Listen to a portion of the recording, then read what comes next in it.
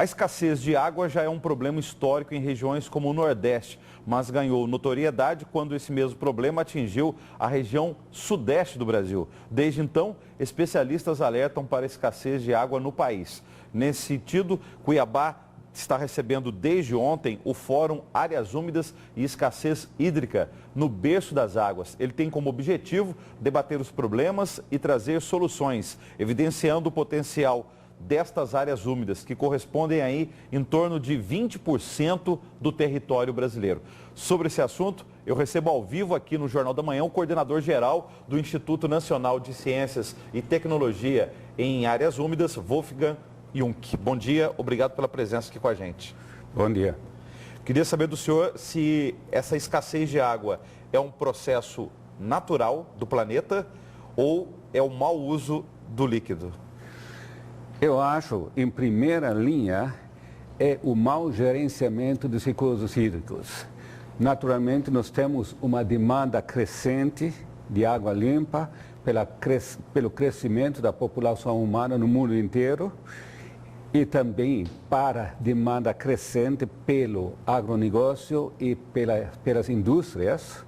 Mas, por outro lado, nós temos regiões que têm água suficiente, como é na maioria das áreas do Brasil, mas aí a gestão dos recursos hídricos não corresponde às necessidades. Quer dizer, água tem, só que o tratamento da água, o desperdício de água é muito grande e por isso nós temos essa crise que se chama crise de água. Se a gestão dos recursos hídricos fosse melhor, esse problema não iria existir. Como você já lembrou, cerca de 20% do território nacional é área úmida. Mas áreas úmidas não foram até agora incluídos oficialmente no contexto de recursos hídricos. A destruição de áreas úmidas significa a destruição de sistemas de tampão no ciclo hidrológico, aonde a chuva em excesso é estocado, em parte entra para abastecer o lençol freático e o eixo está sendo liberado devagarzinho nos riachos e nos rios, evitando pulsos enormes de enchentes e secas. Infelizmente, se a gente passa pelo Cerrado, nós vamos ver que quase não existem mais matas ripárias. Está tudo detonado. Eu andei a estrada Cuiabá-Porto Velho nos anos de 70, quando a estrada foi aberta, e coletei amostras de água e de plantas aquáticas, fazendo análises limnológicas sobre esse aspecto. Na seca, todos os riachos estavam com água límpida, com matas ciliares bonitas, plantas submersas, como se fossem aquários. Se você anda hoje em dia lá, você quase não vê mais uma mata ciliar intacta. A maioria dos pequenos riachos na época seca é seca, não corre mais água. E as maiores, os grandes rios, tem água turva por causa da carga sedimentar que entra diretamente nos rios, porque as matas ciliares não existem mais, que filtram e limpam a água. Então, quer dizer, nós entramos aqui num ciclo de destruição de recursos hídricos que é alarmante, porque o que nós não vejamos é o que está acontecendo com o lençol freático. Exemplos de outras regiões, por exemplo, na Califórnia, mostram que com a destruição das águas superficiais,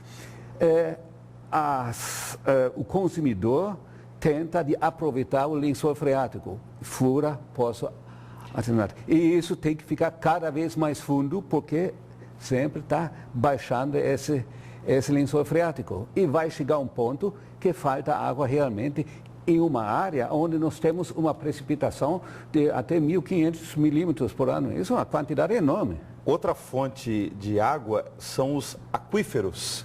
Como que estão os aquíferos? Tem um grande aqui no Brasil, que é o aquífero Guarani, que pega vários estados brasileiros. Qual que é a situação desses aquíferos? Olha, esses aquíferos até agora são intactos, são pouco usados, mas eu acho que a ideia de se aproveitar desses aquíferos, primeiro detonar as águas superficiais e depois dizer, nós temos o aquífero, vamos depois pegar esse. Esse é o caminho errado. Vamos primeiro tentar manejar de uma forma sustentável os recursos que nós temos. Nós temos que considerar que entre 1/3 até 2/3 de água tratada está sendo desperdiçado por causa de canos furados na distribuição. E aí, quando o senhor falou da gestão, é isso aí. Quer dizer, é uma empresa de saneamento, e aí, incluindo nós também, enquanto consumidores, sejam particulares e as empresas, não podemos admitir isso. Quer dizer, se você capta uma água no rio, trata essa água, você não pode permitir que canos fiquem vazando aí. Exatamente, e perdendo entre 30% a 60% está perdido entre o consumidor e o processamento. Isso é um absurdo. Além disso, como é o tratamento de esgoto? Está sendo todo jogado, boa parte está jogado, poluindo os rios, com custos elevados para depois tratar essa água de novo. Mas primeiro poluir, depois tratar, isso é um absurdo. O senhor falou que as áreas úmidas não são reconhecidas como recursos hídricos. Vamos pegar o exemplo do Pantanal, que é uma das principais áreas úmidas brasileiras, para não dizer mundial.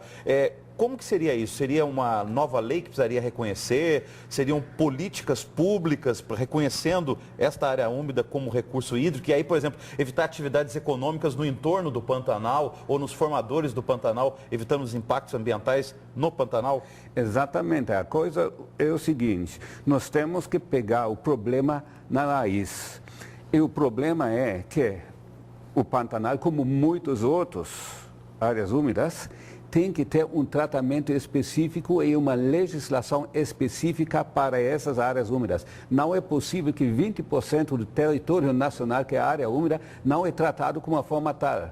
Quando foi discutido o novo Código Florestal, os cientistas, entre outros também do INAU, Instituto Nacional de Ciência e Tecnologia em Áreas Úmidas, ligada ao UFMT, se pronunciaram claramente dizendo, olha, o novo Código Florestal bota em risco os recursos hídricos, porque ele diminui a proteção das mananciais e reduz a proteção de matas ciliares ao longo dos rios e riachos. Nós temos que proteger as áreas úmidas. O argumento era, não tem definição o que é a área úmida, não existe isso e por isso nós não podemos tratar esse assunto. Agora nós temos a definição, nós temos uma classificação de áreas úmidas brasileiras, elaboradas, publicadas e graças a Deus devagarzinho nós chegamos aos níveis políticos, por exemplo, com o Ministério do Meio Ambiente, que reconheceu a definição de áreas úmidas, reconhecer a nossa definição, o que são recursos hídricos. É interessante de verificar que tem uma lei sobre recursos hídricos desse tamanho, mais do que o meu braço. Recursos hídricos, mas não tem uma definição, o que são recursos hídricos. Falta. Eu acho que a primeira coisa de recursos hídricos são... Não existia. Agora tem, nós submetemos isso e o Ministério do Meio Ambiente aceitou isso e recomendou isso. O problema é, a gente ainda está na fase de discussão das recomendações, isso ainda não entrou numa fase de legislação que pode ser aplicado para garantir o manejo sustentável desses recursos. Obrigado aí pela entrevista, a discussão continua no FMT até sexta-feira. Até uma próxima entrevista, bom dia para o senhor. Muito obrigado.